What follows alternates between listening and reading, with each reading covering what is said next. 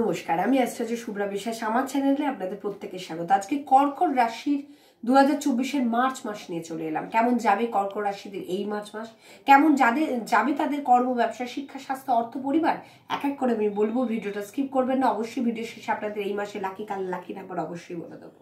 প্রথমে আসছি পারিবারিক জীবন নিয়ে। দেখুন, পারিবারিক জীবন যদি বলি তাহলে কিন্তু কিছুটা কানুনি, বিশেষ করে আইনি জটিলতা বা কানুনি জটিলতা এই টাইমে কিন্তু হতে পারে।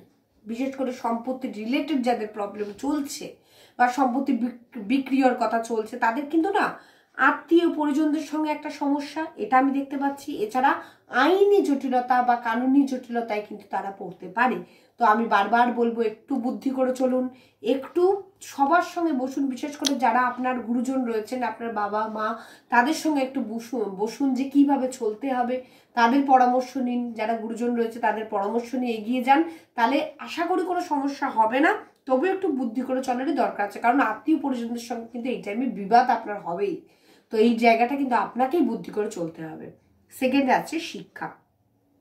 শিক্ষার ক্ষেত্রে বলতে গেলে অবশ্যই যারা কম্পিটিটিভ এক্সামের জন্য রেডি হচ্ছেন তাদের জন্য যেমন সাফল্য আছে, স্কুলিং থেকে হায়ার এডুকেশন তাদের জন্য সাফল্য, যারা উচ্চ বিদ্যার চেষ্টা করছে বা হাই এডুকেশনের জন্য চেষ্টা করছে তাদের জন্য ভালো, যারা বাইরে গিয়ে পড়তে চাইছে তাদের জন্য ভালো। তো ওভারঅল কিন্তু এডুকেশনের দিকটা ভালোই আছে, কোনো রকম সমস্যা আমি দেখছি না। এরপর আছে কর্ম এবং ব্যবসা। কর্মের ক্ষেত্রে আমি যদি বলি তাহলে হচ্ছে মাসের মধ্যভাগে কিন্তু কর্মে একটা নতুন দায়িত্ব কিন্তু আপনি এই টাইমে পেতে পারেন।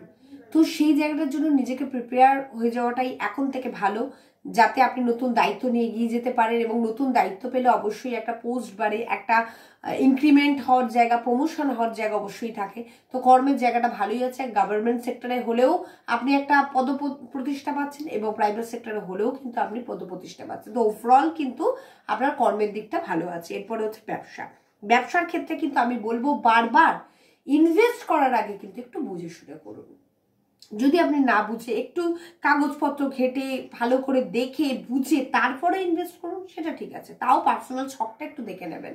না হলে কিন্তু ইনভেস্ট না, মানে আপনি যদি বুঝে শুনে না করেন, যদি সবার সাথে মানে আলোচনা না করে, গুরুজনদের সঙ্গে আলোচনা না করে কোনো ডিসিশন হুট করে একটা বড় ডিসিশন নিয়ে নিলেন, তাহলে কিন্তু সেটা কিন্তু আপনার জীবনে একটা ক্ষতির জায়গা নিয়ে যেতে পারে, একটা লসের জায়গা নিয়ে যেতে পারে। এটা কিন্তু একটু বুঝে শুনে আপনাকে চলতে হবে। এরপর হচ্ছে প্রেম এবং বৈবাহিক জীবন। প্রেমে কিন্তু বারবার আমি একটা কথা বলছি, একে অপরকে একটু সময় দিন। দেখুন, কাজ প্রত্যেকের জীবনে থাকবে, কর্ম থাকবেই, কিন্তু কর্ম করছি মানে এই নয় যে আমি সময় দেবো না, আমি সবসময় কর্মের মধ্যেই ডুবে থাকবো। তার মধ্যিখানেও কিন্তু 5 মিনিট 10 মিনিট একটু কথা বলার সময় কিন্তু থাকে। তো এই টাইমটাও কিন্তু যদি আপনি দেন, তবুও কিন্তু দূরত্বটা কমতে পারে।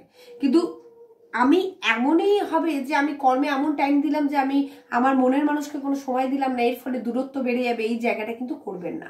কারণ এই টাইমে কিন্তু এই জায়গাটা হতে পারে, ফলে কি হবে, দুজনের মধ্যে কিন্তু মেন্টাল ডিস্টেন্স কিন্তু অনেকটা বেড়ে যাবে। তো সেই জায়গাটা কিন্তু একটু বুঝে শুনে আপনাকে চলার দরকার পড়বে। এরপর হচ্ছে বৈবাহিক জীবনের ক্ষেত্রে আমি বারবার বলবো যে নিজেদের মধ্যে বিশ্বাসটাকে এমনভাবে স্ট্রং করুন যে কে কি বললো তাতে আমাদের বিশ্বাসটা বা আমাদের রিলেশনটা কোনোভাবে ব্রেকআপ হবে, সেই জায়গাটা যেন না হয়। কারোর কথায় বিশ্বাস করবেন না, নিজের চোখে দেখবেন, কানে শুনবেন, তবে তার কথা বিশ্বাস, না হলে কিন্তু বিশ্বাস নয়। কারণ বারবার একটাই কথা বলবো যে সব সময় নিজের মানুষটাকে একটু ভরসা করার চেষ্টা করুন, তারপরে আপনি ডিসিশন নিন, ঠিক আছে, বাকিটা আপনার ব্যাপার, আমি কিছু বলবো না।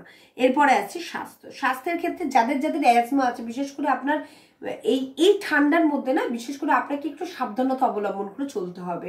যাদের বিশেষ করে অ্যাজমা বা এই নিঃশ্বাস ঘটিত সমস্যা যাদের রয়েছে, তাদেরকে একটুখানি বুঝে শুনে চলতে হবে। বা যারা ইনহেলার নিয়ে চলেন তাদেরকে একটু বুঝে শুনে চলতে হবে, একটু ডাক্তারের পরামর্শ নিয়ে চলতে হবে। কারণ এই সময় কি হবে, সর্দি কাশির সাথে আপনার নিঃশ্বাসের কিছু সমস্যা, অ্যাজমা রিলেটেড কিছু সমস্যা কিন্তু হতে পারে।